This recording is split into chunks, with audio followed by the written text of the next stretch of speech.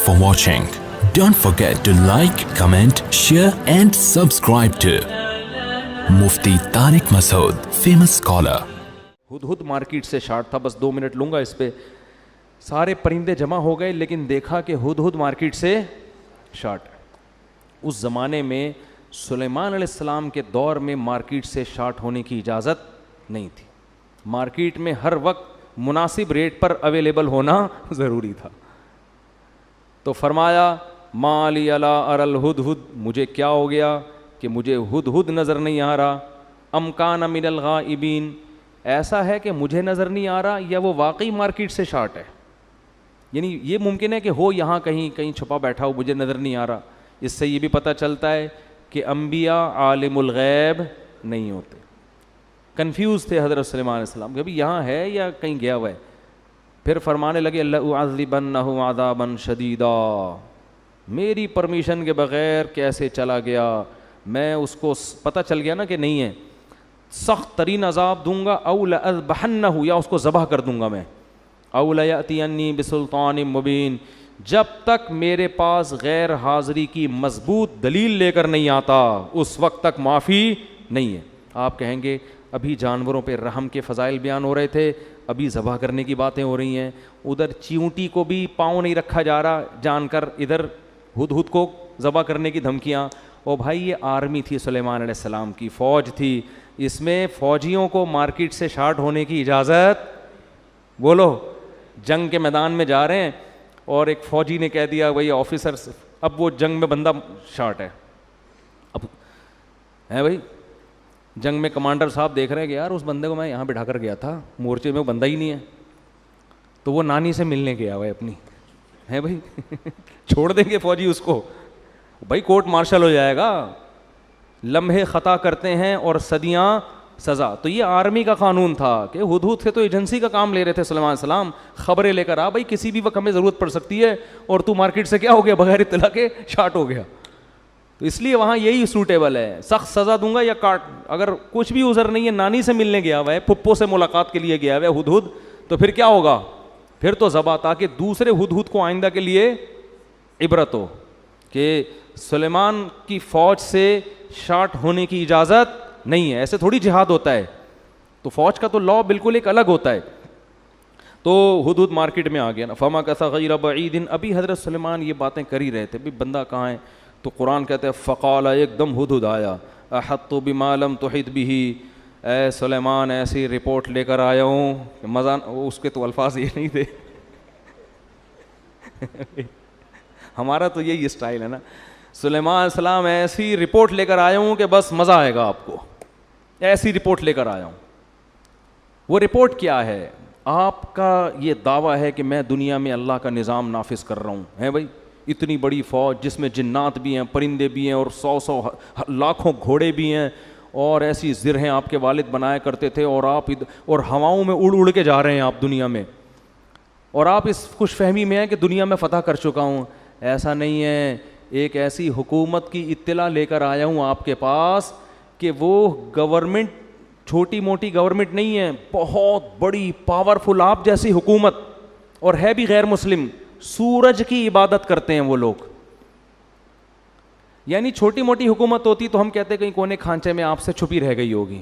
हो जाता है छोटे मोटे गांव तो गूगल भी ट्रेस नहीं कर पाता ना, गूगल, ठीक है ना, सेटेलाइट सैयारों से ओझल हो जाते हैं. पूरी एक रियासत ही आपकी नज़र से ओझल हो, तो ये तो बहुत बड़ी हम सब के लिए शर्मिंदगी की बात है.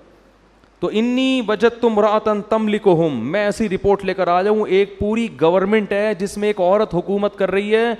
व ऊतियत मिन कुल्लि शै, तमाम असबाब व वसाइल उनको दिए गए हैं, मजबूत पावरफुल है गवर्नमेंट, छोटी मोटी हुकूमत नहीं है, लड़ना भी उनसे आसान नहीं है. वलहा अर्शुन अज़ीम, बादशाह लोग ना अपने तख़त से अपनी दौलत और अपने वसाइल दिखाया करते थे, तो अर्श उसका तख़त भी मामूली नहीं है. लेकिन मैं देखता हूँ वजदतुहा व कौमहा यसजुदून लिशम्स मिन दूनिल्लाह, पूरी रियासत उस मलका समेत अल्लाह को छोड़ के सूरज को सजदा कर रहे हैं, और आपको पता ही कोई नहीं है. भाई इतना बड़ा जुर्म अफराद नहीं कर रहे, पूरी एक स्टेट कर रही है और बहुत पावरफुल, और आपको पता ही है. भाई आप यहाँ बैठे हैं, मैं ये कर रहा हूँ, मैं ये कर रहा हूँ, आपको पता ही कोई नहीं. مولانا منظور چنیوٹی صاحب نے جب یہ ربوہ کا نام چینج کروایا نا تو جامعہ آئے تو ہم نے حضرت سے پوچھا کہ حضرت کیا ہوا؟ فرمایا کہ ادھر مٹھائیاں بٹ رہی ہیں چنیوٹ میں اور آپ کو پتہ ہی کوئی نہیں. تو جب بھی یہ لفظ کہتا ہوں نا پتہ ہی کوئی نہیں, مجھے حضرت مولانا منظور چنیوٹی یاد آتے.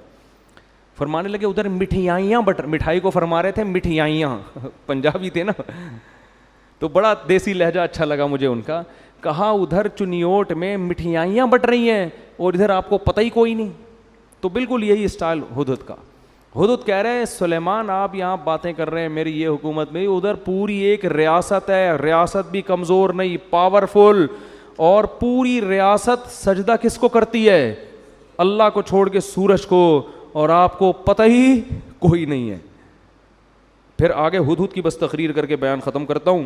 ہدہد کہنے لگا اللہ یسجدوا للہ الذی یخرج الخبء فی السماوات, کہ میری سمجھ میں نہیں آتا جو اللہ آسمانوں اور اندھیروں کو روشنیوں سے جدا کرنے والا ہے اور ہمارے پوشیدہ اور ظاہر باتوں کو جانتا ہے, اس اللہ کو چھوڑ کر ان کمبختوں کو ہو کیا گیا کہ کس کو سجدہ کر رہے ہیں؟ ہدہد کو. اتنی کھوپڑی اللہ نے ہدہد کو بھی دی ہے, شیطان کو, اس کو سورج کو. تو ان کو ہو کیا گیا کہ اللہ کو چھوڑ کے سجدہ کس کو کر رہے ہیں؟ سورج. تو اتنی کھوپڑی اللہ نے ہدہد کو بھی دی ہے کہ مخلوق کے سامنے سجدہ کرنے والے سینس لیس ہوتے ہیں. اگر جب وہ ہدہد دیکھتے ہوں گے کہ اتنے سارے لوگ پتھر کے بنے ہوئے بتوں کو سجدہ کرتے ہیں, تو اگر ان ہدہدوں کو اللہ زبان دے دینا اور ہماری سمجھ میں آ جائے کہ یہ کیا کہہ رہے ہیں, تو یہ مندروں پہ بیٹھ کے یہی کہتے رہیں گے کہ بھائی ان کو کیا ہو گیا کہ خدا کو چھوڑ کے, وہ سورج تو پھر بھی چڑھتا ہے نا آسمان پہ, اتنی خدمت کر رہا ہے, یہ بت تو کچھ بھی نہیں کر رہا.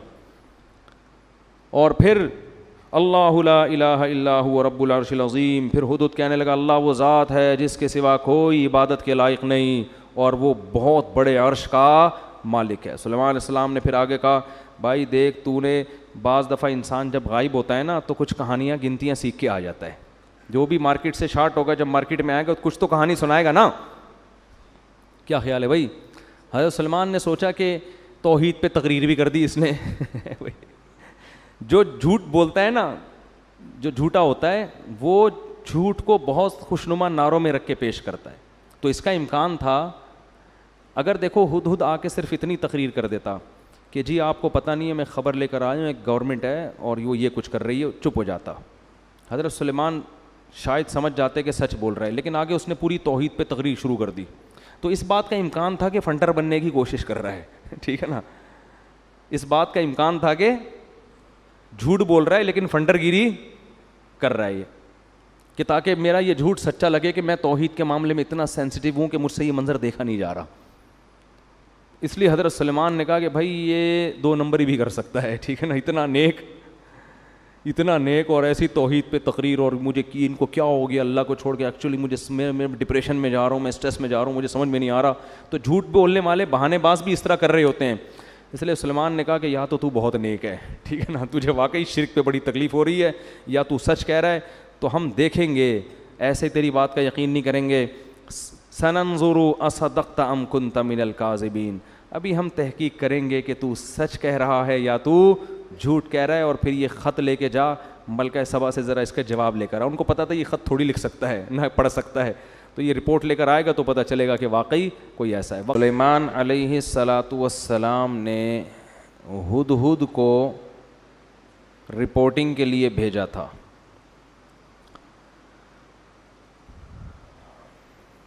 اس سے یہ بھی پتہ چلتا ہے کہ دنیا کی کوئی بھی حکومت ہو, فوج ہو, اس کو خفیہ ایجنسیوں کی بہرحال ضرورت پڑتی ہے جو رپورٹیں لا کے پیش کریں. تو سلیمان علیہ الصلاۃ والسلام نے ہدہد کو کہا کہ تو غیر حاضر تھا, جب تک غیر حاضری کی مضبوط دلیل پیش نہیں کرے گا اس وقت تک تیرا عذر قبول نہیں ہوگا. اور اس کو پرچہ پکڑا دیا کہ ملکہ سبا جس کے بارے میں تیرا یہ دعویٰ ہے کہ اس کی ایک بہت بڑی حکومت ہے اور بہت شاندار جاندار حکومت, اور وہ اللہ کو چھوڑ کر سورج کو سجدہ کرتے ہیں, تو میرا یہ خط ہے, یہ ملکہ سبا کو لے جا کے پکڑا دے. اور دیکھتے ہیں وہاں سے جواب کیا آتا ہے. اسی سے اندازہ ہو جائے گا کہ یہ واقعی سچ کہہ رہا ہے یا جھوٹ. ہدہد نے لے جا کے وہ ملکہ سبا کو پکڑا دیا. پہلے زمانے میں پرندوں کے ذریعے خط و کتابت ہوتی تھی, اس کے لیے پرندے استعمال ہوتے تھے. پرندوں کو سدھایا جا سکتا ہے, بعض پرندوں کو, ہر ایک پرندے کو نہیں.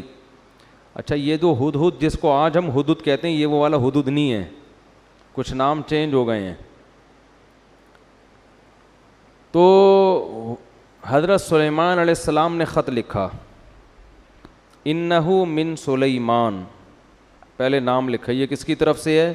سلیمان کی طرف سے. وَإِنَّهُ بِسْمِ اللَّهِ الرَّحْمَنِ الرَّحِيمِ, اور اس کا مضمون یہ ہے, اللہ کے نام سے شروع کرتا ہوں جو بڑا مہربان اور نہایت رحم کرنے والا ہے. بڑی جان ہے اس کلمے میں.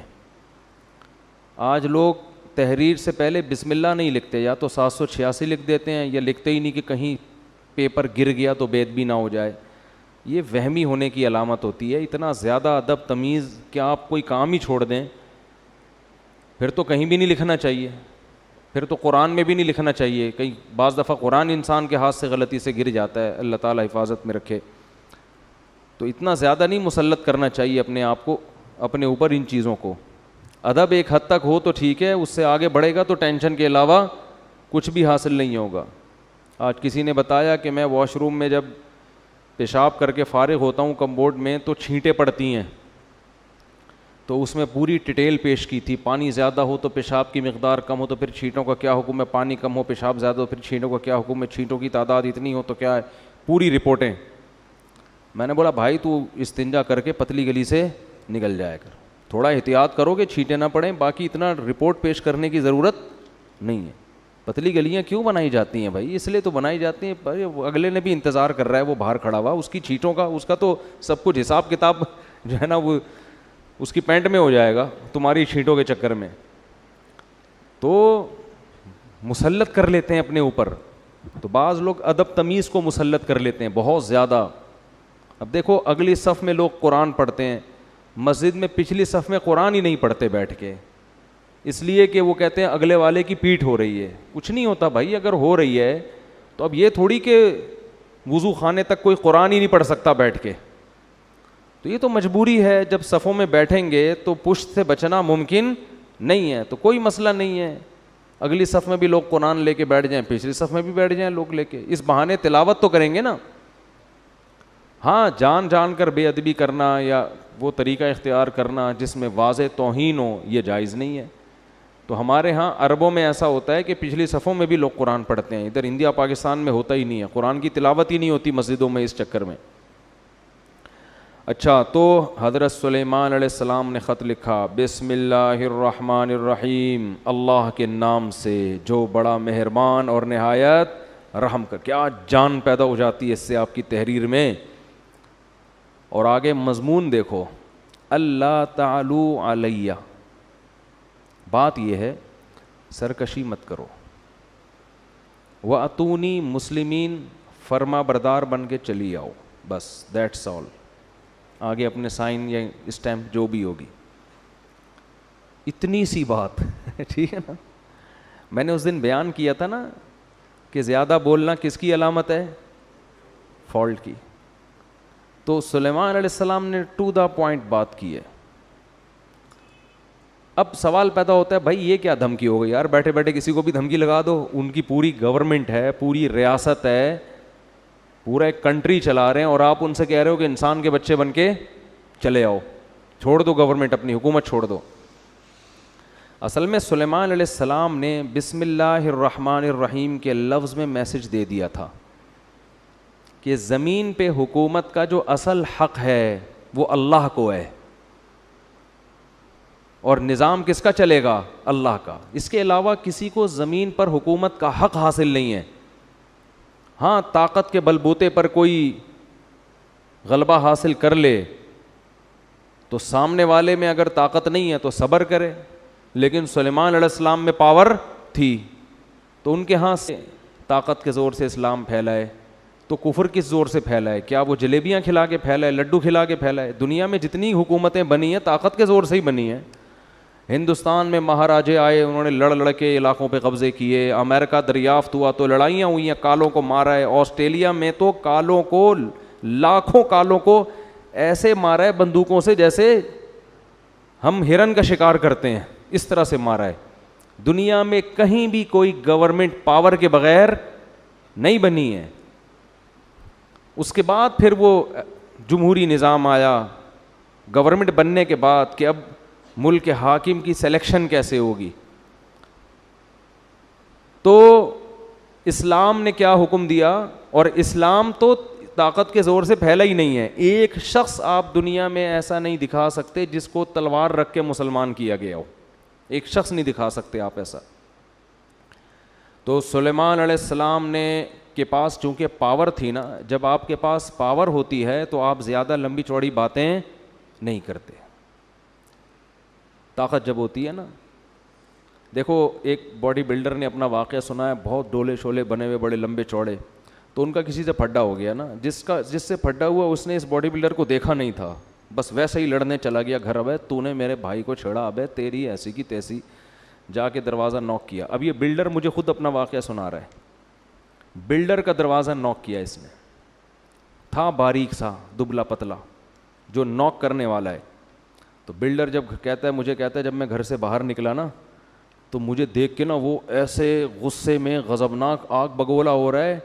مجھے ڈر یہ لگ رہا تھا کہ جتنا اس کو غصہ آ رہا ہے اس کی صحت اتنا غصہ افورڈ نہیں کر سکتی.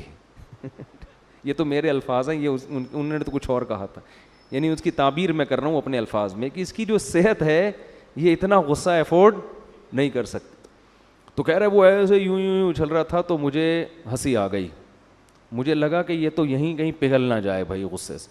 تو کہہ رہے مجھے ہنسی آ گئی. میں نے کہا یار جا. وہ چلا گیا بڑے آرام سے. وہ کیا ہوا؟ تو پاور ہے نا، تو زیادہ لمبی چوڑی باتوں کی بولو ضرورت نہیں ہے. ٹو دا پوائنٹ بات صحیح، مسئلہ حل ہو جاتا ہے. اسی طرح یاد رکھو جب کسی باطل سے بحث ہوتی ہے تو باطل سے بحث میں بھی لمبی چوڑی باتوں کی ضرورت نہیں ہوتی. اور باطل کی عادت ہوتی ہے باتوں کو طول دیتا ہے. میری کچھ دن پہلے بحث ہوئی تھی نا تقلید کے موضوع پر. میں نے پوچھا تقلید کسے کہتے ہیں؟ انہوں نے کہا بغیر دلیل کسی کو ماننا اور یہ حرام ہے. تو میں ایک بات پہ اڑ گیا تھا کہ صحابہ نے بھی تو، بہت سے تابعین نے تو صحابہ کی بات کو بلا دلیل فالو کیا ہے، تو یہ کیا ہے؟ تو وہ پوری بحث میں اس کا جواب نہیں آیا. تو کھینچتے رہو بحث کو، کھینچتے رہو. منکرین حدیث سے دو چار کی طرح ہم باتیں پوچھتے ہیں کہ اگر حدیث حجت نہیں ہے تو یہ جو قرآن نے کہا ہے کہ نبی ڈیفائن کریں گے کہ قرآن میں کیا لکھا ہے، تو وہ نبی کا ڈیفائن کیا ہوا کہاں گیا؟ ہمیں تو یہ حدیثوں میں ہی ملتا ہے. اگر یہ غلط ہیں تو پھر صحیح کہاں ہے؟ قیامت تک منکرین حدیث بغلیں جھانکتا رہے گا، اس کا جواب نہیں دے گا، بات کو گھمائے گا وہ. تو باطل ہمیشہ بات کو کیا کرتا ہے؟ دائیں بائیں گھماتے. قادیانی سے آپ پوچھ لیں کہ فرض کر لو نبی صلی اللہ علیہ وسلم آخری نبی نہیں ہے، نقل کفر نباشت، فرض کر لو، تو اس سے یہ کہاں ثابت ہوتا ہے کہ مرزا نبی ہے؟ حضرت عیسیٰ آخری نبی نہیں تھے، تو کیا ان کے بعد جو بھی نبوت کا دعویٰ کرے وہ نبی ہوگا؟ ایسا تھوڑی ہے. آپ کے ذمے یہ نہیں ہے کہ ختم نبوت کا مسئلہ، آپ کے ذمے مرزا کو نبی ثابت کرنا ہے. تو آؤ اس پہ بات کرتے ہیں کہ مرزا شریف آدمی بھی تھا یا نہیں تھا. آپ شرافت ثابت کر دو، نبی ہم خود ہی مان لیں گے. قادیانی الٹا لٹک جائے گا مگر اس بحث پہ آمادہ نہیں ہوگا، کیونکہ اس کی کتابوں سے پتہ چلتا ہے کہ وہ شریف انسان نہیں تھا. اسی کی کتابوں سے. سمجھتے نہیں ہو میرا خیال ہے بات کو، پھر بھی نکل پڑتے ہو رات کو. تو بحثوں کو الجھانے کی کوشش کی جاتی ہے. تو اللہ تعالیٰ نے، وہ کیا تھا مسئلہ یار، تو سلیمان علیہ السلام چونکہ پاورفل تھے نا، تو یہ نہیں کہ پورا لمبا 6 صفحوں کا لیٹر لکھ رہے ہیں. ایکچولی بات اصل میں یہ ہے کہ دیکھیے میں اللہ کا سچی مچی کا نبی ہوں، اور یہ ہے کہ وہ لمبی، بھائی حاکم سے بات ہو رہی ہے، حاکم کی آنکھوں میں آنکھیں ڈال کے بات کرو گے تو بات سمجھ میں آئے گی. حاکم جیسے ہو تو بات کرو، ورنہ بات کرنے کی ضرورت نہیں ہے. ورنہ عام آدمی کو کیا ضرورت ہے حکمرانوں سے خام خواہ میں پنگا لینے کی معذرت کے ساتھ ایسے الفاظ میں استعمال کروں, کوئی دوسرا لفظ پنگے کے متبادل ہو تو مجھے بتائیں, اگلے بیان میں وہ یوز کروں گا. پھر میں حاکم سے الجھنے کی بلا وجہ کیا ضرورت ہے, ورنہ اپنی اوقات میں رہو نا. تو سلیمان علیہ السلام کے پاس ایک پاورفل حکومت تھی. تو سلیمان علیہ السلام کا انداز کیا تھا, اللہ تعالی علیہ, مجھ پر سرکشی مت کرنا, مجھ پر سرکشی. کیونکہ بادشاہ کو جب کوئی خط جاتا ہے نا اس قسم کا, تو پہلے تو وہ طیش میں آتا, بھائی اس نے مجھے خط کیسے لکھا ہے, اس نے مجھے, تو انہوں نے پہلے بتا دیا کہ یہ دھمکی والے لہجے میں بات کرنا مجھے بالکل پسند نہیں ہے, ٹھیک ہے نا. جب مسلمانوں کی خلافتیں تھیں نا تو مسلمانوں کا اسٹائل بھی یہی ہوا کرتا تھا, یہی اسٹائل ہوا کرتا تھا. تو اس لیے قرآن کہہ رہا ہے اپنے آپ کو مضبوط کرو, مضبوط طاقتور بناؤ, اسٹائل چینج کرو. لیکن طاقتور بنائے بغیر اگر اسٹائل چینج کر دیا نا تو لینے کے دینے پڑ جائیں گے. وہی حال ہو جائے گا جو باڈی بلڈر کے گیٹ پر آیا تھا اور کانپتا ہوا واپس چلا گیا.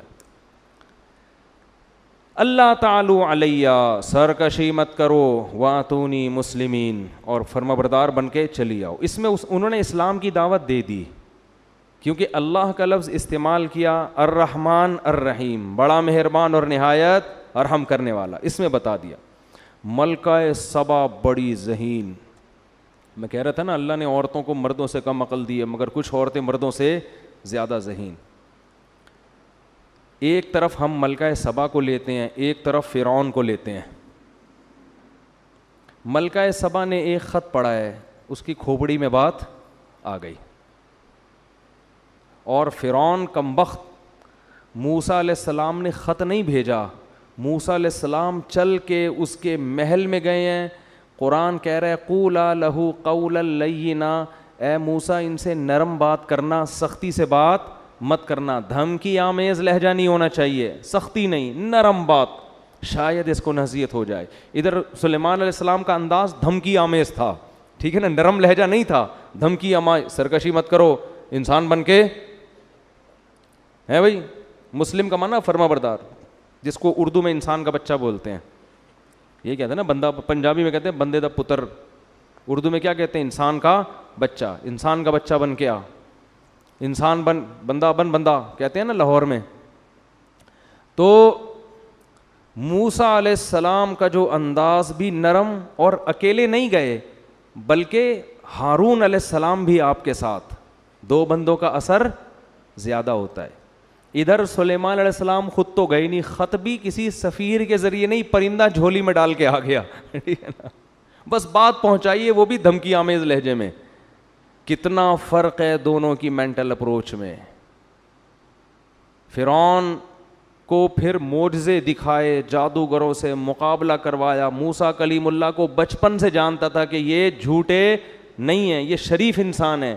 کتنا کچھ کرنے کے بعد بھی ہزاروں معجزے دکھا دیے کمبخت, پھر بھی سمندر میں راستہ بنتے ہوئے دیکھ لیا کہ بنی اسرائیل اس راستے سے گزر رہے ہیں, یہ معجزہ ہے, یہ تو اللہ ان کی مدد کر رہا ہے.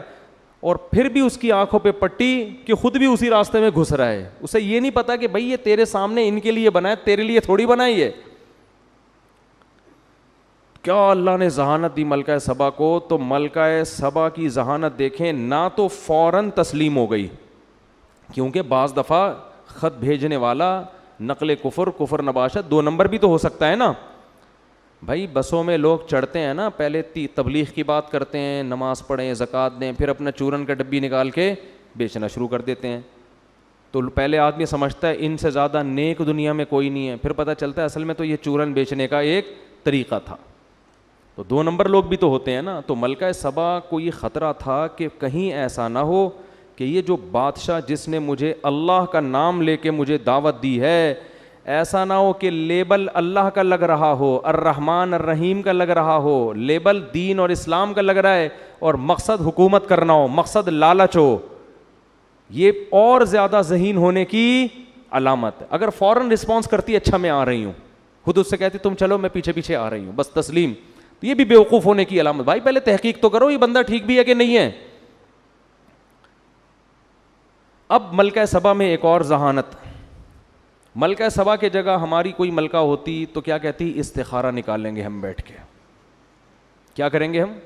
استخارہ نکالیں گے. آج بھی ایک صاحب آئے مجھ سے استخارہ نکلوانے کے لیے, تو استخارہ نکالیں گے, یوں آ گیا تو جائیں گے, یوں نہیں آیا تو نہیں جائیں گے.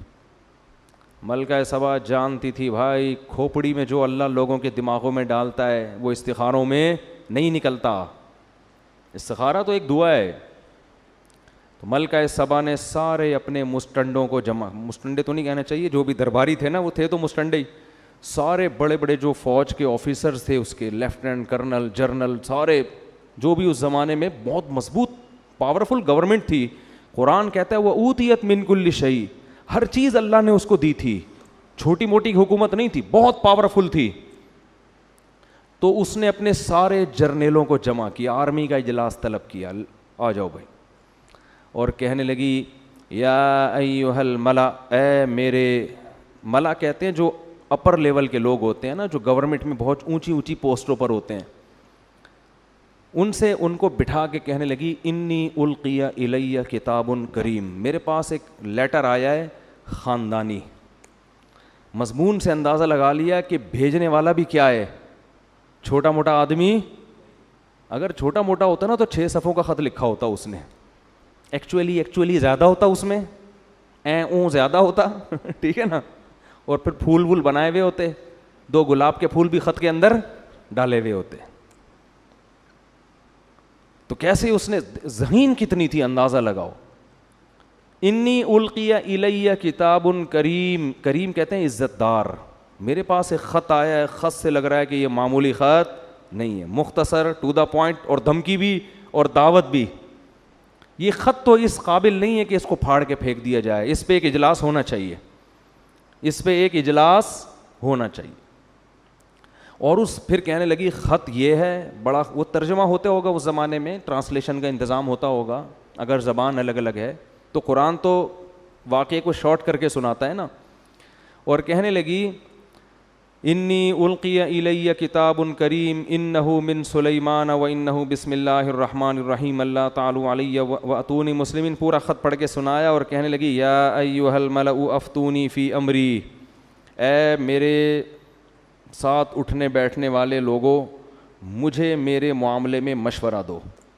یہ بھی ملکہ سبا کے خاندانی ہونے کی دلیل. مشورے سے فائدہ کیا ہوگا کہ اس کے تمام پہلو سامنے آ جائیں گے, پازیٹیو بھی, جو بھی ہم نے کرنا ہے ان میں ہر چیز کو ہم مشورے میں ڈسکس کریں گے اور اس کے ہر پہلو پہ غور کریں گے, پازیٹیو بھی اور نیگیٹو بھی. تو اس کے بعد ایک رائے قائم کرنا ہمارے لیے آسان.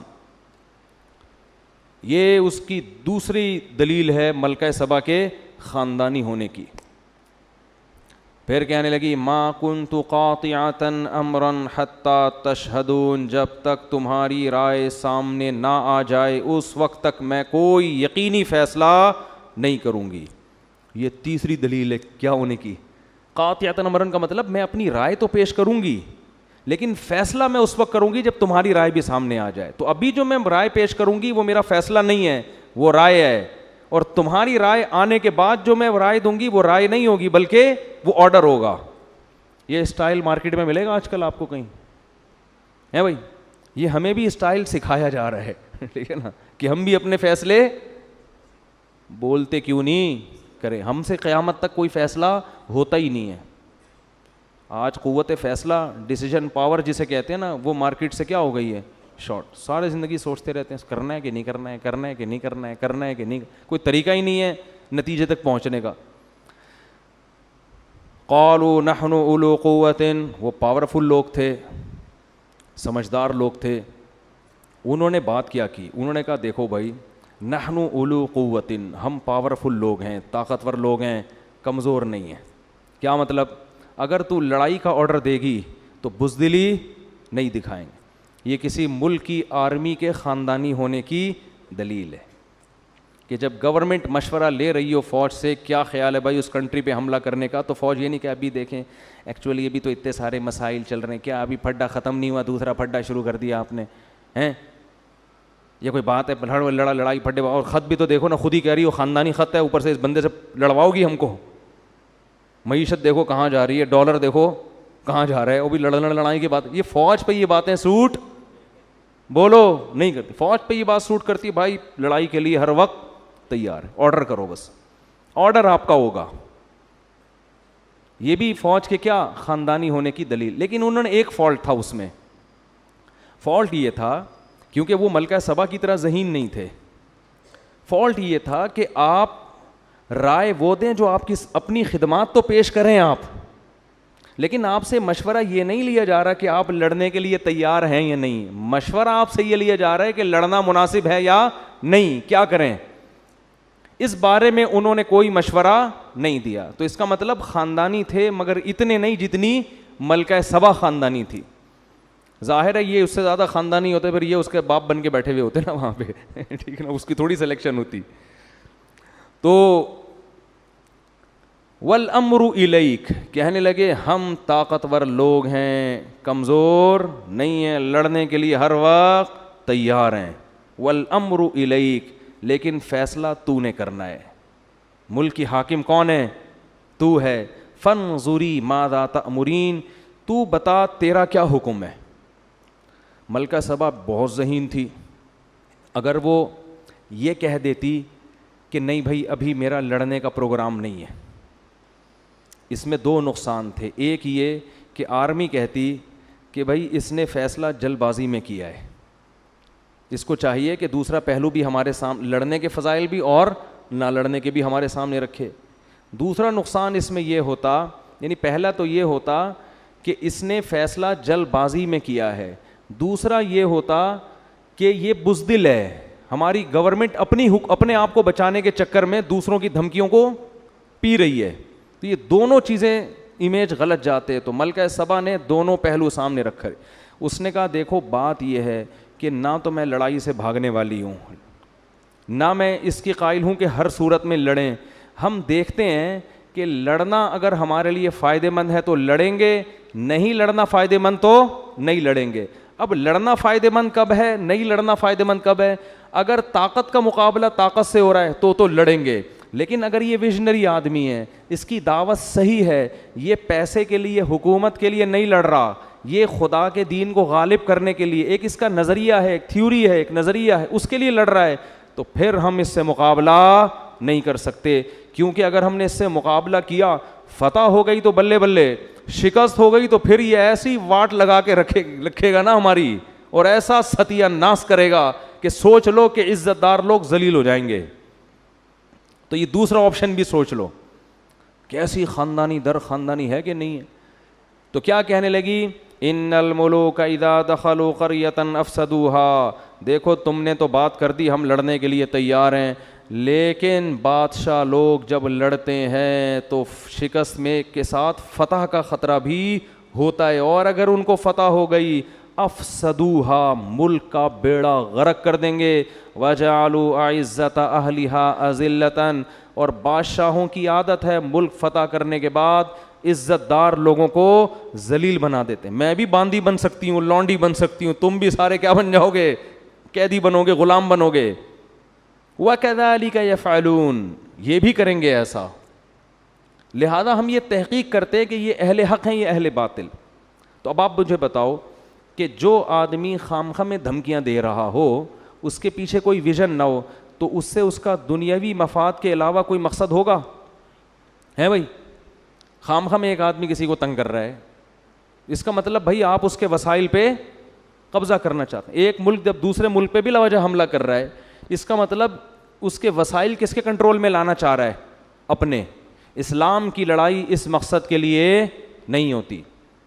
تو اس نے یہ کہا انی مرسلۃ الیہم بہدیۃ فناظرۃ بما یرجع المرسلون, میں اس کے پاس ہدیے تحفے تحائف بھیجتی ہوں بڑے خاندانی اور قیمتی قسم کے. گورنمنٹ کے پاس جو گفٹ ہوں گے وہ چھوٹے موٹے نہیں ہوں گے. اگر یہ شخص دنیا پرست ہے, اس کے دل میں حکومت کی لالچ ہے, یہ نذرانے دیکھ کرنا یہ اپنے ویژن اور نظریے سے پیچھے ہٹ جائے گا, اس کی دعوت میں لچک پیدا ہو جائے گی. پھر اگر دھمکی دی تو ہم لڑیں گے اس سے,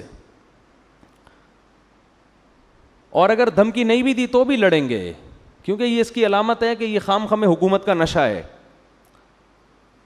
تو ملکہ سبا نے نا اس زمانے کے اربوں خربوں کے حساب سے ہیرے جواہرات جو بھی قیمتی بہت خاندانی قسم کے تحفے تھے قاصدین کو دیے اور بولے جاؤ سلیمان کو دے کر آ جاؤ۔ حضرت سلیمان کے پاس جب وہ تحفے آئے ہیں، فلما جاء سلیمان، جب وہ تحفے سلیمان علیہ السلام کے پاس آئے، قال اتمدوننی بمال، انہوں نے فرمایا کہ چند ٹکے کے لوگ، تم لوگ میری پیسوں سے مدد کرنا چاہ رہے ہو، ہیں بھائی میری دعوت کا تم نے یہ مطلب لیا ہے، چند ٹکے تو میں اپنی طرف سے لگا رہا ہوں، یعنی اتمدوننی بمال، تم پیسوں سے میری مدد کر رہے ہو، تم یہ سمجھ رہے ہو کہ اتنے ڈالر ہم تمہارے لیے مدد کے لیے بھیجیں گے تو تم چپ ہو جاؤ گے، اتمدوننی بمال، پیسوں کے ذریعے میرا منہ مجھے چپ کرانا چاہ رہے ہو، فما آتانی اللہ خیر مما آتاکم، اللہ نے مجھے جو وسائل دیے ہیں نا وہ تم سے کروڑہ گنا زیادہ دیے ہیں، ارجع الیہم، پتلی گلی سے نکل، پتلی گلی سے واپس، قاصد کو کہہ رہے ہیں پلٹ جا واپس، اور ملکہ سبا کو جا کے بول کہ اب دوسرا خط نہیں آئے گا، ہدہد کے اور بہت سارے کام ہیں ہمارے پاس، ہدہد اس کام کے لیے فارغ نہیں بیٹھا ہوا کہ خط و کتابت ہی کرتا رہے، فَلَنَأْتِيَنَّهُمْ بِجُنُودٍ لَّا قِبَلَ لَهُمْ بِهَا، اب اس کو بول اب خط نہیں آئے گا، اب فوج آئے گی، جیسے خادم حسین رضوی نے کہا تھا نا غوری آیا ٹھیک، وہ تو کچھ زیادہ ہی ہو گئی تھی لیکن قرضہ معاف کروانے کا ایک بہترین طریقہ تھا، بٹن دباؤ غوری آیا، خیر فَلَنَأْتِيَنَّهُمْ بِجُنُودٍ لَّا قِبَلَ لَهُمْ بِهَا، مجھے لڈن جعفری کے مرنے کا جتنا افسوس ہوا ہے نا، کیونکہ رمضان میں بڑے زبردست چیزیں آتی رہتی تھیں، مختلف چیزیں آتی رہتی تھیں، آدمی فریش ہوتا رہتا تھا ان کو دیکھ کر، انہوں نے کہا تھا کہ جو لوگ میرے خلاف میم بنا رہے ہیں کوئی بات نہیں، میرے ڈائلاگ دنیا میں چل رہے ہیں، تو میں سمجھا تعریفیں کر رہے ہیں میم بنانے والوں کی نا، خوش ہیں، آخر میں کہتے ہیں اصل میں ان کا اوپر کا اسکرو ڈھیلا ہے تو حضرت سلیمان نے فرمایا فَلَنَأْتِيَنَّهُمْ بِجُنُودٍ لَّا قِبَلَ لَهُمْ بِهَا، ملکہ سبا سے جا کے بولو، انہی کے قاصد کو کہہ رہے ہیں، ہدہد نہیں بھیج رہے، قاصد کو کہہ رہے ہیں کہ اب خط نہیں آئے گا، میں ایک ایسی فوج لے کر حملہ کروں گا کہ تم اس کے مقابلے میں ٹھہر نہیں سکتے، بھائی اس میں تو جنات بھی ہوں گے، اس میں تو انسان بھی ہوں گے، اور وَلَنُخْرِجَنَّهُم مِّنْهَا أَذِلَّةً وَهُمْ صَاغِرُونَ، اور ہم ان کو ان کے ملک سے ذلیل کر کے نکالیں گے اور یہ سب عزت دار لوگ رسوا ہو جائیں گے، پھر ہم اتنے عزت سے نہیں، لڑائی ہوگی تو پھر لڑائی کا انجام تمہیں پتہ ہے کیا ہوتا ہے، تو جب وہ دھمکی پہنچی ہے نا ملکہ سبا نے دوبارہ مشورہ کیا، انہوں نے بولا بھائی یہ بندہ لالچی نہیں ہے، چلو مذاکرات کے لیے چلتے ہیں سلیمان کے پاس، بات کیا ہے بھائی، یہ نہیں کہ جنگ کے لیے چلتے ہیں، بلایا جا کے بات چیت کرتے ہیں، کیا مسئلہ ہے بھائی، ٹھیک ہے نا، تو قرآن کہہ رہا ہے کہ حضرت سلیمان کو اطلاع مل گئی کہ ملکہ سبا وہاں سے چل پڑی ہے، حضرت سلیمان علیہ السلام چاہتے تھے کہ ملکہ سبا کو ہم نے دعوت دینی ہے، لڑائی کے بغیر ہی کام بن جائے تو زیادہ اچھا ہے نا، اسلام حدیث میں آتا ہے کہ لا تتمنوا لقاء العدو، دشمن سے لڑائی کی تمنا کبھی بھی مت کرو، جنگ اسلام میں کوئی پسندیدہ کام نہیں ہے، کوشش کرو کام جنگ کے بغیر ہو جائے، فرمایا فَإِذَا لَقِيتُمْ فَاصْبِرُوا، ہاں اگر جنگ مسلط ہو جائے تو پھر صبر کرو، وَاعْلَمُوا أَنَّ الْجَنَّةَ تَحْتَ ظِلَالِ السُّيُوفِ، اور یقین کر لو جنت تلواروں کی چھاؤں میں رکھی ہے اللہ نے، کیسی زبردست حدیث ہے، تو حضرت سلیمان بھی چاہتے تھے کہ خامخواہ میں جنگ نہ ہو، اگر بھئی آرام سے یہ مسلمان ہو جاتی ہے تو کیا ضرورت ہے ہمیں جنگ کرنے کی، اور یہ مسلمان ہوگی تو پوری قوم نیچے مسلمان ہو جائے گی، تو سلیمان علیہ السلام نے ارادہ کیا اس کو اپنے کچھ معجزے پہلے سے دکھائیں تاکہ وہ دیکھ کے یقین کر لے کہ یہ انسان کے بس میں نہیں ہے، ان کے ساتھ کون ہے، اللہ ہے، اور یہ اللہ کے سچے نبی ہیں، اس کے لیے سلیمان علیہ السلام نے ترکیب یہ سوچی کہ ہم ایسا کرتے ہیں کہ ملکہ سبا کا اتنا بڑا عالی شان تخت، ہیرے جواہرات اس میں جڑے ہوئے اور ٹنوں من اس کا وزن، وہ کسی جن کو ٹھیکہ دو پہلے ہی اٹھا کے لے آئے وہ، تو جب وہ یہاں آ کے دیکھے گی تو حیران ہو جائے گی نا، تو یہ کام تو انسان کے بس میں ہے نہیں، اس زمانے میں جہاز تھوڑی تھے، جو ہوائی جہاز ہیں یہ تھوڑی تھے اس زمانے میں، اور شپ کے ذریعے آنے میں تو کئی مہینے لگ جاتے تھے، تو اس لیے سلیمان علیہ السلام نے اپنے دربار میں کہا یا ایھا الملأ ایکم یاتینی بعرشھا قبل ان یاتونی مسلمین، ہاں بھائی تم میں کوئی ایسا بندہ ہے کوئی ایسی مخلوق بیٹھی ہوئی ہے جو ملکہ سبا کے یہاں پہنچنے سے پہلے، اس کو بھی کئی مہینے لگیں گے یا 1 مہینہ یا 2 مہینہ لگے گا، تو اس کے یہاں پہنچنے سے پہلے کون اس کا تخت اٹھا کے لے آئے گا؟ قرآن کہتا ہے یہ ظاہر ہے انسان کے بچے کا کام نہیں ہے. قال عفریت من الجن انا آتیک بہ قبل ان تقوم من مقامک. ایک جن کھڑا ہوا. عامل لوگ بڑے خوش ہوں گے، دیکھو جنات کے پاس ایسے اختیارات ہیں، وہ یہ بھی کر سکتے ہیں. جن کے پاس ایسے اختیارات ہوتے ہیں، لیکن جن آپ کے اختیار میں ہوں ایسی کوئی رپورٹ ہمارے پاس نہیں ہے. جن تو بہت کچھ کر سکتا ہے مگر وہ آپ کے مشورے پہ کرے گا ایسا نہیں ہے. اگر کر رہا ہوتا نا تو آپ کی خستہ حالت. میں کہتا ہوں ان عاملوں سے جو کہتے ہیں کہ ہم سنگ دل محبوب کو قدموں میں لا سکتے ہیں، اس کو بولو پٹھان ہوٹل سے تو 2 پراٹھے لا کے دکھا دے جن کے ذریعے. سنگ دل محبوب کہاں سے لائے گا قدموں میں؟ تو جن تو طاقتور ہوتا ہے مگر وہ انسانوں کے کنٹرول میں نہیں ہوتا. تو وہ صرف سلیمان علیہ السلام کے کنٹرول میں تھے. تو جن نے کہا میں آپ اس کی بات کر رہے ہیں کہ وہ یہاں پہنچے گی پھر تخت آئے گا؟ ارے آپ کی مجلس برخاست ہونے سے پہلے تخت آپ کے سامنے. قرآن کہتا ہے قال الذی عندہ علم من الکتاب. ایک بزرگ بیٹھے ہوئے تھے سلیمان علیہ السلام کی محفل میں. وہ پیغمبر نہیں تھے، امتی تھے. ان کے پاس کتاب یعنی زبور کا علم تھا. اس سے پتہ چلتا ہے بھائی اللہ کی کتاب کا علم بھی کتنی بڑی فضیلت ہے. اللہ فضیلت میں بیان کر رہا ہے جن کے پاس اللہ کی کتاب کا علم. اس لیے قرآن کو سمجھ کے سیکھو. قرآن کا علم ہونا یہ اللہ کی بہت بڑی نعمت ہے. تو وہ نیک تھے. تو انہوں نے کہا سلیمان علیہ السلام سے انا آتیک بہ قبل ان یرتد الیک طرفک. حضرت یہ جن کہہ رہا ہے کہ مجلس برخاست ہونے سے پہلے میں آپ کی پلک جھپکنے سے پہلے حاضر کروں گا. یہ کہا اور تخت سامنے حاضر. نہیں آ رہی بات سمجھ. یہ واقعہ اگر صرف فضائل اعمال میں لکھا ہوتا تو فضائل اعمال کے پہ جو کفر اور شرک کے فتوے لگے ہوئے ہیں ان فتووں میں ایک اور اضافہ ہو جاتا کہ دیکھو انسان کے بس میں تو یہ ہے نہیں، یہ تو شرک پھیلا رہے ہیں. تو یہ واقعہ قرآن میں لکھا ہے. اس سے پتہ چلتا ہے کہ اللہ تعالیٰ بعض مرتبہ کسی بزرگ کے ہاتھ پہ کوئی ایسا محیر العقول کام کر دیتے ہیں جو اسباب کی دنیا میں ممکن نہیں ہوتا. اس کو کرامت کہتے ہیں. یہی کام اگر نبی سے ہو تو اس کو معجزہ کہتے ہیں، بزرگوں سے ہو تو اس کو کیا کہا جاتا ہے؟ کرامت. اور یہ کچھ بھی ہو سکتا ہے. اس میں ہمارا عقیدہ یہ ہے کہ یہ ہاتھ بزرگ کا استعمال ہوتا ہے، کام بزرگ نہیں کر رہے ہوتے.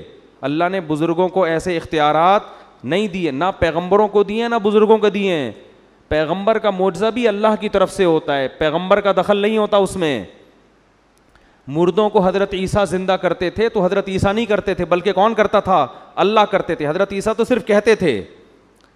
تو اللہ نے ان بزرگ کے ہاتھ پہ کرامت ظاہر کی. تو اسی طرح فضائل اعمال میں جو درجنوں واقعات لکھے ہیں ان بزرگ نے یہ کر دیا، ان بزرگ، یہ کرامت کے واقعات ہیں. ان کو شرک کہنا اس لیے درست نہیں ہے کہ ان میں ان بزرگ کی طرف مجازی نسبت ہے. حقیقت کون کر رہا ہے؟ اللہ. ہاں کرامت کا واقعہ اگر مستند کتاب میں لکھا ہو یا مستند ذریعے سے پہنچے تو اس کو مانو. بیان کرنے والا مستند نہیں ہے تو پھر اس کو مت مانو. اب فضائل اعمال میں جو کرامتیں لکھی ہوئی ہیں وہ جن کتابوں سے لی گئی ہیں وہ کتابیں اگر مستند ہیں تو کرامت کا واقعہ بھی درست. کتابیں مستند نہیں ہیں تو کرامت کا واقعہ درست نہیں ہے. اور دوسری بات یہ کہ جو لوگ فضائل اعمال کے خلاف کلپ بناتے ہیں ان سے کہو اصل کلپ تو اس کتاب کے خلاف بننا چاہیے جس کتاب سے فضائل اعمال نے وہ کرامت لی ہے. اس کتاب کے خلاف کوئی کلپ بنانے کے لیے تیار نہیں ہے کیونکہ وہ کتابیں بڑے بڑے محدثین کی لکھی ہوئی کتابیں ہیں اور محدثین کو برا بھلا کہیں گے تو لوگ ان کو جوتے ماریں گے. تو اس لیے انہوں نے فضائل اعمال کو پکڑا ہوا ہے. نہیں یار یہ سمجھ میں میرا خیال ہے بات. تو یہ خیانت ہے بہت بڑی کہ جو اصل کتاب ہے اس کو تو کچھ نہیں کہہ رہے. ٹھیک ہے نا. اور جہاں جو نقل کر رہے ہیں اس کو کہہ رہے ہیں یہ فضائل اعمال اور فضائل صدقات میں شرک بھرا ہوا ہے. تو ان کو شرک کی ڈیفینیشن ہی پتہ نہیں ہے. تو ان بزرگ نے کیا کہا. اب یہاں ایک اور لوگ سوال کرتے ہیں کہ یہ کرامت تو صحابہ کے ہاتھ پہ ظاہر نہیں ہوئی جو فضائل اعمال میں لکھی ہوئی ہیں, یہ تو نبی کے ہاتھ پہ یہ معجزہ نہیں ہوا تو بزرگ کے ہاتھ پہ کیسے ہو گیا؟ اس کا مطلب بزرگ صحابہ سے بھی افضل ہیں. تو یہی سوال ہم یہاں کریں گے کہ سلیمان علیہ السلام تو تخت کو سیکنڈوں میں لا نہیں سکے, لیکن مجلس میں بیٹھے ہوئے بزرگ نے کہا اور تخت سامنے حاضر. تو تو کیا ہم یہ کہہ سکتے ہیں کہ وہ بزرگ حضرت سلیمان سے افضل ہو گئے؟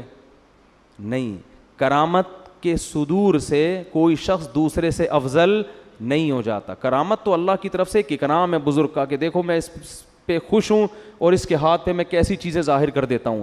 یہ اس کی علامت نہیں ہے کہ اس وقت دنیا میں سب سے افضل یہی ہے. اور یہ بھی ممکن ہے کہ ایک پیغمبر کے ہاتھ پہ وہ معجزہ ظاہر نہ ہو جو کسی امتی کے ہاتھ پہ کرامت ہو جائے, یہ بھی عین ممکن ہے. باقی افضلیت کا تعلق اعمال سے ہے, کرامتوں سے نہیں ہے. کون افضل ہے سب سے؟ جو شریعت پہ سب سے زیادہ چلتا ہے, تو وہ تو پیغمبر سب سے زیادہ چلتے ہیں نا. اور علماء کہتے ہیں امتی کے ہاتھ پہ کرامت کا ظاہر ہونا یہ پیغمبر ہی کے فضیلت کی دلیل ہے, اس لیے کہ اس امتی کو یہ مقام اس پیغمبر کی امت کے امتی ہونے کی وجہ سے ملا ہے. وہ جو بزرگ تھے نا جنہوں نے کرامت ظاہر کی اور تخت فوراً لے آئے, تو اصل میں یہ فضیلت سلیمان علیہ السلام کی تھی. وہ بزرگ سلیمان علیہ السلام کو فالو کرتے تھے, اسی وجہ سے تو یہ انعام ملا نا ان کو. اسی وجہ سے حضرت سلیمان اس بزرگ کا شکریہ نہیں ادا کر رہے, بلکہ جیسے ہی تخت حاضر ہوا ہے تو کہہ رہے ہادہ من فضل ربی, یہ میرے رب کا مجھ پر فضل ہے. نہیں آ رہی بات؟ کیا مطلب؟ گویا یہ میرا معجزہ ہے کہ میرے امتیوں کے ہاتھ پہ ایسا کچھ ہو رہا ہے, تو یہ ان کا نہیں, یہ کس کا کمال ہے؟ یہ کمال اللہ نے مجھے دیا ہے کہ مجھے فالو کرنے کی وجہ سے ان کو ایسے انعامات ملے ہیں. تو فضائل اعمال اور صدقات میں جو بزرگوں کی کرامتیں لکھی ہوئی ہیں وہ محمد صلی اللہ علیہ وسلم کی فضیلت کی دلیل ہیں کہ اللہ نے سید الانبیاء کو اتنا اونچا مقام دیا کہ سید الانبیاء کو فالو کرنے والوں کے ہاتھ پہ اللہ نے ایسی ایسی کرامتیں ظاہر کی ہیں. تو اس سے پیغمبر کا مقام کم نہیں ہو رہا, بلکہ پیغمبر کا مقام اونچا ہو رہا ہے کہ ان کی امتیوں میں پچھلی امتوں سے بھی زیادہ بڑی بڑی کرامتیں صادر ہوئی ہیں. نہیں آ رہی میرا خیال ہے بات سمجھ میں؟ تو سلیمان علیہ السلام نے کیا کیا؟ وہ ان بزرگ نے کہا کہ میں آپ کی پلک جھپکنے سے پہلے کیا لے آؤں گا؟ تخت سامنے. یہ کہا اور تخت سامنے, کیونکہ پلک تو جھپکنے میں تو سیکنڈ لگتے ہیں. اب جیسے ہی حضرت سلیمان نے دیکھا اڑے یہ تو تخت یہیں آ گیا فوراً, تو فرمانے لگے ھذا من فضل ربی, یہ میرے رب کا کیا ہے؟ فضل ہے, مجھ پر فضل ہے. لیبلونی ااشکر ام اکفر, اللہ مجھے آزمانا چاہتا ہے کہ میں اس کا شکر گزار بنتا ہوں یا نا شکرہ. میں نے اس دن بیان میں کہا تھا نا کہ پیغمبر جب بھی کوئی نعمت دیکھتے ہیں تو شو نہیں مارتے, اتراتے نہیں ہیں اور بڑی بڑی باتیں نہیں کرتے, بلکہ کس کی طرف نسبت کرتے ہیں؟ اللہ کی طرف. شکر بھی ادا کرتے ہیں اور استحضار بھی کرتے ہیں کہ مجھے آزمایا جا رہا ہے, ایسا نہ ہو میں اس میں پڑھ کے اللہ کو بھول جاؤں. ہمارے ہاتھ پر کوئی ایسی کرامت ظاہر ہو نا, کوئی انڈا ہی اٹھا کے ہم لے آئیں کہیں سے, پٹھان ہوٹل کا پراٹھا لے آئیں, چلو فرض کرو اٹھا کے لے آئیں اگر ہم, تو 6 مہینے شو مارنے میں لگیں گے کہ نہیں لگیں گے؟ دیکھا اس دن میں نے سنگ دل محبوب قدموں میں لایا تھا کہ نہیں لایا تھا؟ لایا تھا کہ نہیں لایا تھا؟ دیکھا اس دن میں نے خواب سنایا تھا, اگلے دن سچا نکلا کہ نہیں نکلا؟ 6 مہینے کس میں لگیں گے؟ شو مارنے میں. ادھر سلیمان علیہ السلام یہ نہیں کہہ رہے فخر, دیکھو میرے امتیوں میں ایسے ایسے لوگ ہیں ہزاروں کلومیٹر دور سے, تخت سیکنڈوں میں, میں ایسا ہی تھوڑی یہاں بیٹھا ہوا ہوں بھائی, ایسا ہی تھوڑی, بہت سے پیغمبروں سے اللہ نے مجھے فضیلت دی ہے, ایسی کچھ نہیں. بلکہ کیا کہہ رہے ہیں؟ یہ میرے رب کا فضل ہے, میرا کمال نہیں ہے, اور میرے رب نے مجھ پر یہ فضل اس لیے کیا لیبلونی, مجھے آزما رہا ہے وہ. اشکر ام اکفر, کہ میں شکر گزار بنتا ہوں یا ناشکرہ. آگے کہنے ومن شکر فانما یشکر لنفسی, دیکھو جو شکر کرتا ہے اپنے خود ہی فائدہ ہوگا اس کا, اللہ کو کوئی فائدہ نہیں ہے. ومن کفر فان ربی غنی کریم, اور جو ناشکری کرے گا اللہ کا کوئی نقصان نہیں ہے, میرا رب بے پرواہ ہے, اسے انسانوں کے شکر کی ضرورت نہیں ہے, کریم عزت دار پہلے سے ہے, وہ کسی کی ناشکری سے اس کی عزت میں کمی نہیں ہوتی. اب جب تخت آ گیا نا, تو اب سلیمان علیہ السلام نے سوچا ملکہ سبا آتے ہی یہ تو اس تخت کو پہچان جائے گی, کیونکہ ایک دم 100% وہی تخت, اس جیسا تو کسی کا نہیں ہے. تو اسے تھوڑا سرپرائز دینے کے لیے ہم اس تخت میں تھوڑی سی چینجنگ کرتے ہیں تاکہ اس کو تھوڑا سوچنا پڑے. جب انسان کنفیوز ہونے کے بعد کسی حقیقت پر مطلع ہوتا ہے تو اس پر اثر زیادہ ہوتا ہے. سمجھ میں نہیں آ رہی بات؟ تھوڑا سا کنفیوز ہو نا, پھر پتہ چلے بھائی یہ وہی ہے. جیسے حضرت یوسف جب مصر کے بادشاہ بنے نا, تو جو ان کے بھائی جب گئے ہیں تو حضرت یوسف کو پہچانا نہیں, لیکن کنفیوز ہو گئے تھے کہ ان کی شکل کس سے مل رہی ہے, ہمارے بھائی سے. پھر یوسف علیہ السلام نے بھی ان کو بتایا نہیں کہ میں تمہارا بھائی ہوں, بلکہ ان سے پوچھا کہ تمہیں پتہ ہے تم نے اپنے بھائی کے ساتھ کیا کیا تھا کنویں میں, یہ نہیں بتایا کہ میں وہی ہوں. یہ سوال پوچھنا تھا کہ بھائی سمجھ گئے کہ یہ کون ہے, کیونکہ یہ واقعہ تو یوسف کے علاوہ کسی کو معلوم نہیں تھا. تو یہ بھی تھوڑا سا نا تردد میں ڈال کے کسی کو حقیقت بتانا, اس میں زیادہ لطف ہوتا ہے, اس میں زیادہ مزہ ہوتا ہے, اور اس میں جو آپ اس کو سکھانا چاہتے ہیں وہ زیادہ اچھی طرح سے سیکھتا ہے. تو سلیمان علیہ السلام نے کہا نکروا لہا عرشہا, ذرا اس کا جو تخت ہے اس کی سیٹنگ تھوڑی سی کیا کر دو, چینج کر دو, یہ والا نٹ بولٹ تھوڑا وہاں لگا دو, یہ والا وہاں لگا دو, اس طرح کر دو. جب ملکہ سبا وہ مہینوں کا سفر کر کے پہنچی ہے تو سلیمان علیہ السلام نے ملکہ سبا سے کہا, اچھا ہمارے ہاں کوئی متعصب قسم کے صوفی ہوتے تو کہتے حضرت آپ لیڈیز سے بات نہ کریں. یہ بھی ایک طبقہ ہے ہمارے ہاں جو تقوی میں اتنا آگے نکل جاتا ہے. ایک طرف تو ایسا لبرل طبقہ ہے جنہوں نے پردہ ہی ختم کر دیا کہ مرد اور لڑکیاں ساتھ بیٹھ کے گپے ماریں. میں جب بھی ٹیلی ویژن کے کسی پروگرام میں جاتا ہوں پہلے یہ ان کو آرڈر دیتا ہوں, میرے ساتھ کسی لڑکی کو بٹھانے کی اجازت نہیں ہے. اس کی میں نے بہت سختی کی ہوئی ہے. یہ علماء کے وقار کے خلاف ہے کہ جوان لڑکیاں بن ٹھن کے آئی ہوئی ہیں, مفتی صاحب سے انٹرویو لے رہی ہیں, تو آپ پردے کی تبلیغ کیسے کرو گے دنیا کے سامنے؟ ہاں اس پہ جو ہے نا کال پہ کوئی انٹرویو ریکارڈ کرا کے, میرے کچھ انٹرویو ایسے ہیں جس میں یہ دکھایا کہ کوئی لڑکی مجھ سے انٹرویو لے رہی ہے, وہ سامنے نہیں بیٹھی ہیں, وہ انہوں نے مجھ سے ویڈیو انٹرویو ریکارڈ کروا کے پھر چلایا اس اسٹائل میں کہ جیسے ایسا لگ رہا ہے کہ وہ سامنے میرے بیٹھی ہوئی ہیں, تو وہ ایڈیٹنگ ہوئی ہے. تو ایک طبقہ تو ہمارا یہ کہ جنہوں نے پردے کے حکام کی دھجیاں اڑا دی. ایک طبقہ اتنی صوفی پنے کی انتہا کو پہنچا ہوا ہے جہاں عورت سے بات کرنے کی ضرورت ہے وہاں بھی وہ بات کرنے کے لیے تیار نہیں ہے. اب کوئی خاتون اگر آپ سے مسئلہ پوچھنے کے لیے آ رہی ہے تو پردہ کرنا تو اس کی ذمہ داری ہے. اگر وہ نہیں کر رہی تو آپ کو شریعت نہیں کہتی یہاں سے بھاگ جاؤ فوراً کہ وہ مسئلہ پوچھنے آئی, آپ بھاگیں وہاں سے, آپ بیٹھیں مسئلہ بتائیں. ہاں تنہائی کسی عورت کے ساتھ بند کمرے میں اختیار کرنا اس کی اسلام میں اجازت نہیں ہے, اور آپ اس کو محبت سے پردے کی ترغیب بھی دے دیں. تو ہمارے یہاں کچھ جو اس طرح کے لوگ ہیں نا, تو وہ سلیمان علیہ السلام پر یہ اعتراض کہ وہ پہلے سلیمان علیہ السلام کے پاس جا کے کہتے حضرت آپ کو لیڈیز سے بات کرنے کی اجازت نہیں ہے بالکل. تو لیکن پیغمبر تھے, کون بولتا. تو سلیمان علیہ السلام نے جب دیکھا کہ ملکہ سبا آئی تو سب سے پہلے اس سے سوال پوچھا, اہا کذا عرشک, یہ تخت آپ ذرا دیکھیں, بتائیں کہ کیا آپ کا جو تخت ہے اسی ٹائپ کا ہے یا نہیں ہے. تو وہ بڑے حیران ہو گئی کہ یار بالکل اسی جیسا لگ رہا ہے لیکن 100% وہ ہے بھی نہیں. تو کہنے لگی قالت کأنہ ہو, ایسا لگ رہا ہے کہ یہ وہی ہے, یعنی وہ ہے تو نہیں لیکن ایسا لگ رہا ہے کہ گویا کہ یہ وہی ہے. پھر کہنے لگی کہ بڑا کمال آپ نے کیا کہ اسی جیسا تخت ہدہد کی رپورٹوں کے ذریعے اس نے کہیں لا کے نقشہ بتایا ہوگا اور آپ نے اسی جیسا تخت بنا لیا, کیونکہ اس کے تو وہم و گمان میں بھی نہیں کہ سیکنڈوں میں یہ تخت وہاں سے اڑ کے یہاں آ سکتا ہے. لہذا وہ کہہ رہی ہے کہ کمال ہے بھائی, اسی جیسا تخت آپ نے کیسے بنا لیا. وَأُوتِينَا الْعِلْمَ مِنْ قَبْلِهَا وَكُنَّا مُسْلِمِينَ, ہمیں پتہ تھا کہ آپ کو اللہ نے جو ٹیکنالوجی دی ہے اور وسائل دیے ہیں اس کا ہمیں اندازہ تھا, لیکن ایسا اندازہ کہ ایسا خاندانی تخت بنا لو گے یہ کھوپڑی میں نہیں آتا, اور ہم پہلے سے مان چکے ہیں آپ کی صلاحیتوں کو, مسلمین مان چکے ہیں. یہ تو اس کے تصور میں ہی نہیں کہ یہ وہی ہے. قیل لها ادخل الصرح, حضرت سلیمان علیہ السلام نے فرمایا کہ اب اس محل میں آپ داخل ہو جاؤ. تو محل کا فرش حضرت سلیمان نے ایسا خاندانی بنایا تھا نا, ایسی ٹیکنالوجی استعمال ہوئی تھی کہ وہ فرش دیکھنے میں پانی لگتا تھا کہ پانی ہے جو جس میں لہریں بن رہی ہیں, اتنا شیشے کا چمکدار. تو وہ جو ہے نا اس نے کیا کیا, فلما رأتہ حسبتہ لجۃ.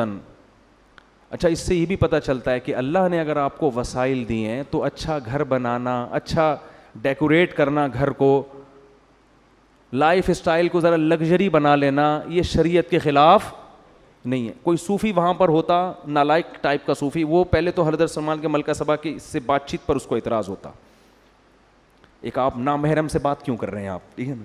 دوسرا اعتراض اس کو یہ ہوتا ہے کہ یہ کیا ہے بھائی, یہ کیا ہے تخت مخت, آپ نے بھی تخت بنایا ہوا, آپ کا اتنا عالی شان تاج ہے, اور یہ آپ نے اتنے خوبصورت فرش بنائے ہوئے ہیں, ٹائلیں لگائی ہوئی ہیں فرش کے اوپر, اور ایسا خاندانی فرش کے دیکھنے میں کیا لگ رہا ہے, پانی لگ رہا ہے. اس زمانے میں ایسا شیشہ بنا لینا کہ پانی لگے, وہ تالاب لگے, یہ کیا بھائی, آپ کو تو ایک جھونپڑے میں رہنا چاہیے, ایک پرانے سے بوسیدہ کپڑا پہن کے اللہ اللہ کرنا چاہیے, یہ کیا بھائی. جب اللہ نے وسائل دیے ہیں تو یہ بھی بولو ٹھیک, اور جب نیت اچھی ہو تو اور زیادہ ٹھیک. نیت کیا ہے بھائی, دنیا پہ جو روب اور دبدبا پڑے گا وہ جھونپڑے دیکھ کے نہیں پڑے گا, وہ اسی دنیا کا اسٹائل یہی ہے. لینڈ کروزر میں کسی کے یہاں رشتہ لینے جاؤ فوراً ملے گا, گدھے پہ بیٹھ کے جاؤ گے کیا خیال ہے, ملے گا؟ تو جب رشتہ نہیں ملتا بھائی گدھے پہ بیٹھ کے جانے میں, تو کوئی حکومت آپ سے کیسے تسلیم ہو جائے گی آپ کے سامنے؟ وہ لے کے میدان میں جا رہے ہیں لڑنے کے لیے. تو اسی وجہ سے ہمارے نبی نے بھی اس کا بڑا اہتمام کیا ہے. جب کوئی وفد ہمارے نبی سے ملنے آتا تو آپ اپنے لباس کو چینج کرتے, اچھا لباس پہنتے, اپنے بالوں میں کنگھی کرتے, اور پھر جو دوسرے ملکوں میں آپ سفیر بھیجتے نا مذاکرات کے لیے, ان کی پرسنالٹی بڑی زبردست تھی. جتنے سفیر نبی صلی اللہ علیہ وسلم نے دوسرے ملکوں کے لیے بھیجے ہیں, ان میں مفسرین کہتے ہیں دو چیزیں قدر مشترک تھیں. ایک ان کی پرسنالٹی, خوبصورت بہت تھے, قداور تھے. دوسرا بلاغت بہت تھی, بات کرنا جانتے تھے, آواز اچھی تھی, بات بہت اچھی, کیونکہ اس سے بڑا اچھا میسج جاتا ہے. اب کسی ایسے آدمی کو بھیج دیا جو ہکلا رہا ہے وہاں جا کے, ہے بھائی, یا اس کی پرسنالٹی نہیں ہے, تو اس سے امیج اچھا نہیں پڑتا. یہ جو تھے رضی اللہ عنہ, یہ بھی سفیر تھے دوسرے ملکوں میں. یہ اتنی پرسنالٹی, اتنے خوبصورت تھے کہ حضرت عمر نے اپنے دور خلافت میں ان پر مدینہ آنے پر پابندی لگا دی, اور کہا اگر مدینہ آئیں تو چہرہ ڈھانپ کے آئیں, کیونکہ بہت سی عورتوں کو ان کو دیکھ کے فتنہ ہونے لگا تھا. یعنی مدینہ آتے نا تو جن عورت کی ان پہ نظر پڑتی اس کے بارے میں خطرہ ہوتا کہ یہ کوئی ان پہ فریفتہ نہ ہو جائے, عاشق نہ ہو جائے. ایسی خوبصورت پرسنالٹی نبی نے روم اور کسرا کے بادشاہوں کے لیے رکھی ہوئی تھی, ان کے پاس بھیجتے تھے. تو جب محل میں داخل ہوتے ہوں گے اور نبی کا پیغام پہنچاتے ہوں گے تو وہ غور سے سنتا ہوگا کہ نہیں سنتا ہوگا. تو دنیا اسباب کا ہے نا. ہاں دوسری طرف حضرت بلال بھی ہیں. حضرت بلال کو آپ صلی اللہ علیہ وسلم نے سفیر نہیں بنایا لیکن مؤذن بنایا. ان کو بتایا کہ تمہارے قدموں کی آہٹ کہاں سنتا ہوں میں, جنت میں. تو شکل کی وجہ سے آخرت میں کوئی وہ نہیں ہوگا, لیکن دنیا کا اصول یہ ہے کہ دنیا میں یہ چیزیں ویلیو رکھتی ہیں, اور نبی نے بھی ان چیزوں کا خیال کیا ہے. دیکھو ہمارے یہاں آرمی میں اصول کیا ہے کہ ISSB کلیئر کرنے میں بندے کی پرسنالٹی بھی دیکھی جاتی ہے. یہ انگریز کا بنایا ہوا قانون ہے جو بڑا ٹھیک قانون ہے کہ بھائی جو آفیسر ہوگا نا اس کا کم از کم اتنا قد ہونا چاہیے. وجہ کیا ہے کہ آفیسر کی پرسنالٹی نہیں ہے, پرسنالٹی اس کے ماتحت کی ہے, تو ماتحت بولے گا میرے سے تو 3 فٹ, تو میرا فوجی آفیسر تو 3 فٹ کا تو آفیسر ہے میرا, میں اس کو 1 ٹھڈا ماروں یہ 6 کلابازی کھا کے وہاں گرے گا. وہ اطاعت نہیں کرے گا.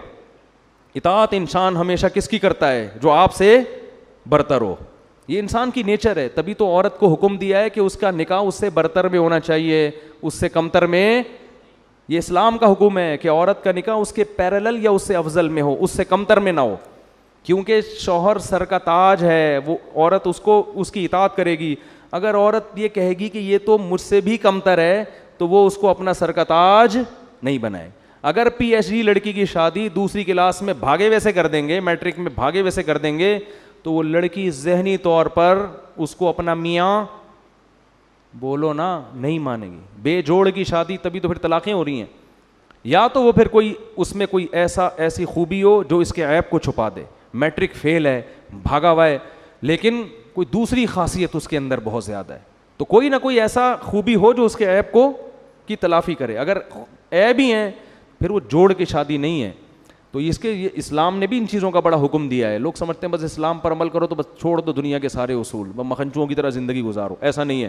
تو خیر جلدی سے میں بات کو سمیٹ کے ختم کرتا ہوں. کیا بات چل رہی تھی پتہ نہیں کہاں سے کہاں پہنچ گئے ہم. تو وہ سفیروں کا نا, ہاں تو وہ ملکہ سبا کو حضرت سلیمان نے کہا یہ تخت, یہ جو ہے نا یہ فرش اس پہ آؤ, محل میں داخل ہو. تو ملکہ سبا نے کہا یار یہ تو پانی ہے, تالاب ہے یہاں, اس میں کیسے چلوں گی؟ تو کشفت عن ساقیہا, اپنی جو بھی شلوار تھی, جو بھی ازار تھا, جو بھی ساڑی تھی, کچھ بھی ہوگا, ساڑیاں تو نہیں پہنی ہوں گی, ظاہر ہے ملکہ ہے, شاہانہ لباس ہی ہوگا نا, تو جو بھی لباس تھا اس نے اپنے پائنچے اوپر کر لیے تاکہ میرے پاؤں کپڑے گیلے نہ ہو.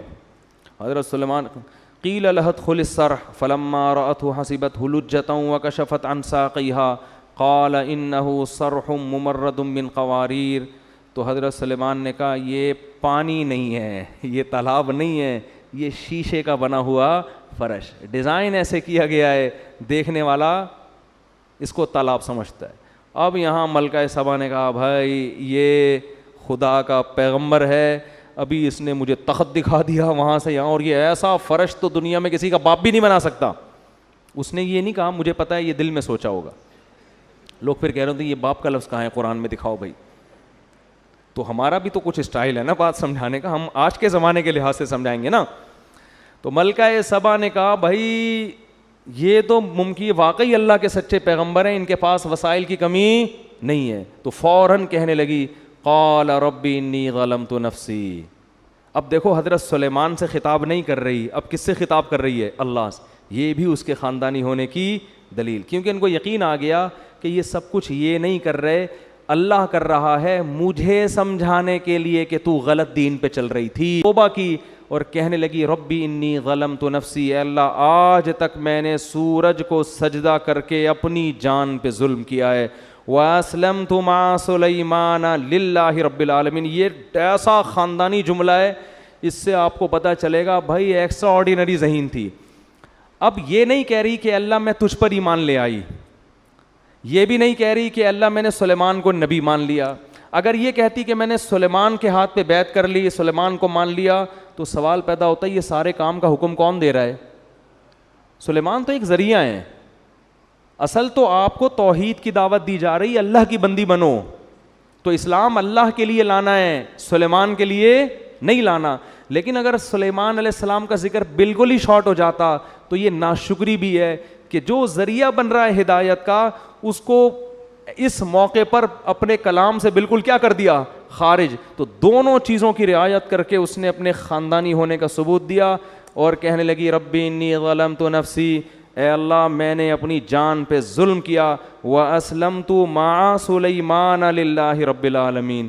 اے اللہ میں بھی سلیمان کی طرح سلیمان کے ساتھ اس رب پر ایمان لے آئی جو تمام جہانوں کا پالنے والا ہے. میں بھی اس صف میں سلیمان کے ساتھ شریک ہو گئی ہوں, کھڑی ہو گئی ہوں.